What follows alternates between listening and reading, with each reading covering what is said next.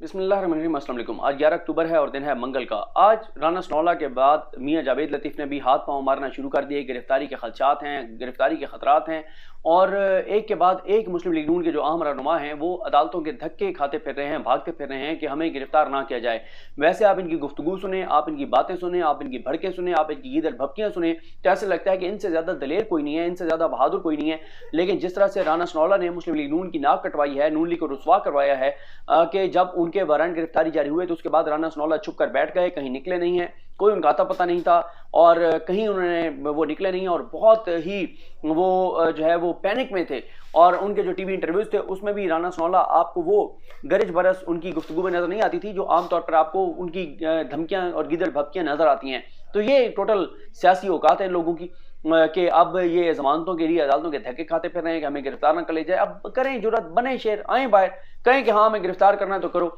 आप दूसरों पे झूठे केसेस करते हैं और अपने आप की जो दुरुस्त केसेस हैं उसके ऊपर भी आप जो है वो इस तरह के आप अदालतों से जाके रिलीफ मांग रहे हैं। तो आज बहरहाल मियां जावेद लतीफ को रिलीफ नहीं मिल सका, राना सनौला को भी आज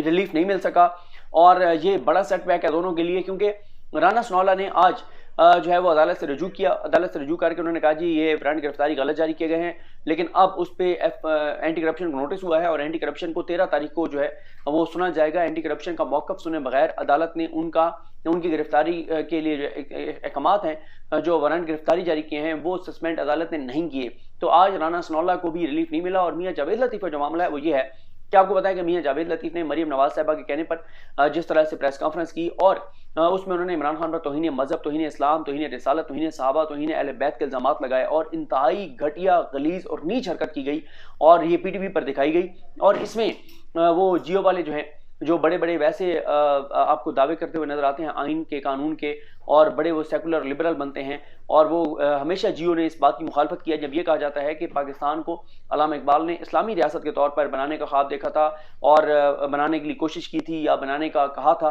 तो वो कहते हैं नहीं नहीं नहीं नहीं, वो तो पाकिस्तान को सेकुलर और लिबरल जो है वो बनाना चाहते थे और ये गलत बात है कि वो इनको जो पाकिस्तान है इसको यहाँ पर कोई इस्लाम का नफाज चाहते थे, ऐसा नहीं है। लेकिन अब जब इस्लाम का इस्तेमाल करते हुए, इस्लाम के नाम का गलत इस्तेमाल करते हुए जो कुछ इस वक्त मियां जावेद लतीफ कर रहे हैं और जो इस वक्त वो प्रेस कॉन्फ्रेंसेस कर रहे हैं उस पर जियो का आप नहीं देखेंगे कि कोई प्रोग्राम आपको नजर आए या आपको कोई शाहजेब खानजादा साहब प्रोग्राम करते हुए नजर आए, क्योंकि इस वक्त वो भी उस चीज़ का हिस्सा है कि इमरान खान के खिलाफ मजहबी जज्बात भड़काए जाएं और कोई जाहिल उठकर और खुदा न खास्ते इमरान खान पर हमला कर दे, या ये भी हो सकता है कि इस तरह से एक माहौल बनाया जाए और बाद में खुद से कोई वाक़या करवा कर और कहा जाए कि जी वो किसी के जज्बात जो हैं वो हर्ट हुए होंगे और उसने ये काम कर दिया है। तो इस तरह के इकदाम करवाए जा रहे हैं और इसके पीछे मरीम नवाज साहिबा खुद हैं, नून लीग खुद है और पूरी रियासती मशीनरी है और इसके पीछे इदारों की भी आशीर्वाद के बगैर ये नहीं हो सकता था जो कुछ मियां जावेद लतीफ कर रहे हैं। क्योंकि जिस तरह से मियां जावेद लतीफ की प्रेस कॉन्फ्रेंस जो है वो इमरान खान के खिलाफ जो है वो तौहीन मजहब के इल्जामात की प्रेस कॉन्फ्रेंस पूरी चलती है पीटीवी पर, लेकिन जब वही मियां जावेद लतीफ प्रेस कॉन्फ्रेंस करते हैं और जिसमें एस्टैब्लिशमेंट पर वो सवाल उठाते हैं तो उसको कट कर दिया जाता है, कॉल करके उसको रुकवा दिया जाता है, उसको ऑफ एयर करवा दिया जाता है पीटीवी से। तो आप अंदाजा लगाएं कि इमरान खान के खिलाफ तौहीन मजहब के इल्जामात हों तो वो पूरी चलती है, इदारों के ऊपर सवाल हों मियां जावेद लतीफ उठाएं तो वो रोक दी जाती है। तो ये चीजें सबको नजर आती हैं, जाहिर है कोई बेवकूफ और अंधा तो नहीं है, सारे पाकिस्तान को नजर आ रही हैं। तो अब मियां जावेद लतीफ से पहले कल अदालत में रुजू किया था इस्लामाबाद हाई कोर्ट में। वो मैं आपको बताता हूँ कि वो मामला क्या था। उसमें यह है कि जब ये प्रेस कॉन्फ्रेंस पीटीवी पर चली और उसके बाद इनके ऊपर एफआईआर हुई, बिल्कुल उसी तरह से जैसे आपको पता है ना इमरान रियाज खान साहब के खिलाफ कई शहरों में एफआईआर हुई, शहबाज गिल के खिलाफ हुई और फिर उसके बाद इमरान रियाज को जैसे एक शहर से दूसरे शहर में ले जाया गया और जो कुछ किया गया। तो अब हुआ ये कि कल जो पीटीवी की तरफ से जो सेक्रेटरी इत्तलात हैं और एमडी पीटीवी हैं, जो सेक्रेटरी इत्तलात हैं शहीरा शाहिद साहिबा और एमडी पीटीवी सोहेल अली खान, इन्होंने दरखास्त दी अदालत में और इन्होंने अदालत में ये कहा कि हमारे ऊपर हम जो है वो सिविल सर्वेंट हैं और हमारे पेशावर में मुकदमा दर्ज किए गए हैं और इस्लामाबाद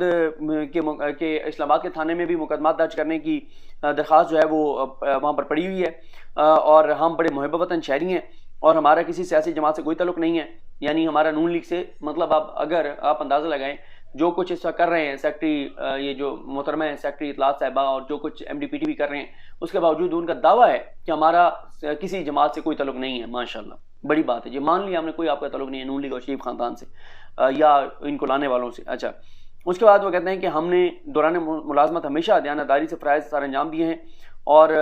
14 सितंबर को उन्होंने एक प्रेस कॉन्फ्रेंस की थी जावेद लतीफ़ ने, जो 44 चैनल्स ने नशर की थी। और उसके बाद मुतअद्दिद मुकदमात दर्ज किए गए और उसमें हमारे ऊपर जो है वो हमारे ऊपर भी FIRs कर दी गई हैं और कुछ और FIRs की दरखास्तें पेंडिंग हैं। उस पर इस्लामाबाद हाई कोर्ट ने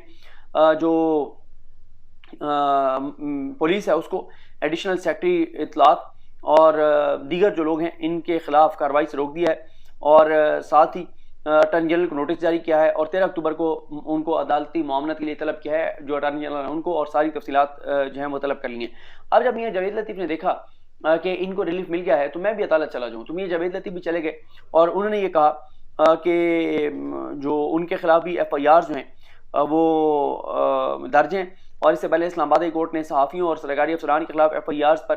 कार्रवाई से रोका है और इसलिए हमें भी जो है ये रिलीफ जो है वो दिया जाए। तो इस पर अतर मिल्ला साहब ने कहा कि ये बताएं कि एक थाना जो है वो लाहौर में है, एक अगर कहीं और है तो वो लाहौर हाई कोर्ट की जुरिडिक्शन में आते हैं या पेशावर हाई कोर्ट की जुरिडिक्शन में आते हैं, उनके दायरे इख्तियार में आते हैं, तो हम कैसे जो है ये हुक्म जारी कर सकते हैं। तो उन्होंने इनकी दरख्वास्त इनको वापस कर दिया है। तो मियां जावेद लतीफ़ को भी कोई रिलीफ नहीं मिल सका अदालत से और उनको कहा गया कि आप लाहौर हाई कोर्ट जाएँ, लाहौर हाई कोर्ट के दायरे इख्तियार में ये चीज़ें हैं तो आप लाहौर हाई कोर्ट जाएँ। और क्योंकि ये कहते थे कि जी आप FIR को क्लब करवा दें और FIR एक जगह हो जाए, तो उन्होंने कहा जो दीगर अदालतें हैं वो हमारे दायरे इख्तियार में नहीं आती, इसलिए अदालत ने उनको कोई रिलीफ नहीं दिया। तो अब ये मियां जावेद लतीफ़ हों जो इस वक्त मरीम नवाज़ के सबसे 2 अहम खिलाड़ी हैं उनकी टीम के, वो दोनों जो हैं वो अदालतों में पहुंच गए हैं और उनको गिरफ्तारी का खदशा है और गिरफ्तारी का ख़तरा है और दोनों जो है वो आप कहते हैं कि जी हमें गिरफ्तारी से बचाया जाए और अदालतों में वो पहुंच गए हैं। और मैं समझता हूं कि ये जो मियां जावेद लतीफ़ वाला है ये तो अदालतों को देखना चाहिए, देखते हैं कि कौन सी अदालत इनको रिलीफ देती है, कौन सी अदालत इनको जमानत देती है कि वो मियां जावेद लतीफ़ जो इस वक्त तौहीन मज़हब के इल्ज़ामात लगा रहे हैं, जो इमरान खान के खिलाफ ऐसी और वो जो है वो उकसा रहे हैं लोगों को, कह रहे हैं कि क्या ऐसे शख्स मुसलमान हो सकता है या क्या मुसलमान ये चीज़ बर्दाश्त कर सकते हैं जो इमरान खान ने कहा फेक चीज़ें बनाकर एडिट करके तोड़ मरोड़ कर और उनको एक जगह जोड़कर और उनको जो है उन्होंने चलाया प्रेस कॉन्फ्रेंस में और कई चैनल्स ने उसको दिखाया। तो ये इस तरह की चीज़ कि इस तरह से किसी के खिलाफ तौहीन मज़हब और तौहीन रिसालत के झूठे इल्ज़ामात के ऊपर, तो इसके ऊपर तो फौरी तौर पर मियां जावेद लतीफ़ को गिरफ्तार होना चाहिए था। लेकिन मसला वही है कि इस वक्त मियां जावेद लतीफ़ जो है वो लाडले हैं, इस वक्त मरीम नवाज़ लाडली हैं, इस वक्त ये हुकूमत लाडली है, इनको लाया गया, इनको मुसलत रखा गया। और अब आप देख लें कि कमरान टसूरी वाला मामला आप देख लें कि कमरान टसूरी वाले मामले पर मैंने आपको बताया कि मैं जब टॉक शो सुन रहा होता हूँ तो मैं अहम पॉइंट्स जो है वो ट्वीट कर रहा हूँ। मैंने कल से कोई 11-12 टॉक शो सुने हैं, किसी एक टॉक शो में किसी एक भी सहाफ़ी या तजियाकार ने ये नहीं कहा कि कमरान टसूरी को एस्टैब्लिशमेंट ने नहीं लगवाया। हालांकि आपको पता है इस वक्त मीडिया पे 100% कंट्रोल जो है वो एस्टैब्लिशमेंट का है और हर चीज़ एस्टैब्लिशमेंट की मर्जी से चलती है। लेकिन इतने एस्टैब्लिशमेंट के कंट्रोल के बावजूद 100% जो गुफ्तगू हुई है टीवी चैनल्स के ऊपर कमरान टसूरी के हवाले से वो यही हुई है कि एस्टैब्लिशमेंट ने ही कमरान टसूरी को लगवाया। अब मैं हैरान हूँ कि कमरान टसूरी को लगवाने में क्या मफाद है पाकिस्तान का कि उसको एस्टैब्लिशमेंट ने लगवाया है। एक बदनाम ज़माना शख्स जिसकी अपॉइंटमेंट के साथ ही एस्टैब्लिशमेंट के ऊपर जो तनकीद हुई, जो लोगों ने एस्टैब्लिशमेंट के हवाले से गुफ्तगू किया, जो हो रही है, और अब तो सारी कच्चा चटा खुल के सामने आ गया है। खबरें लगी हुई थी पहले कि जनाब ये जो कमरान टसूरी हैं इनको MQM में वापस लेने के लिए एस्टैब्लिशमेंट ने मुलाकात की थी और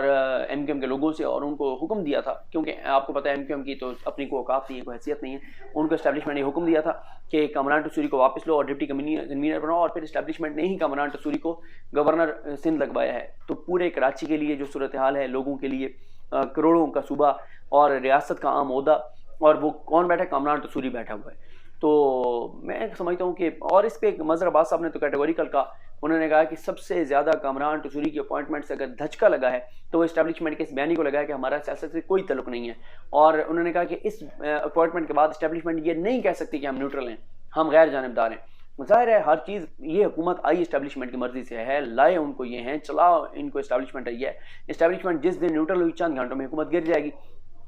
तो इस सारी सूरत हाल में, इस सारे मामले में, एक तो एस्टैब्लिशमेंट, अगर एस्टैब्लिशमेंट ने नहीं लगवाया तो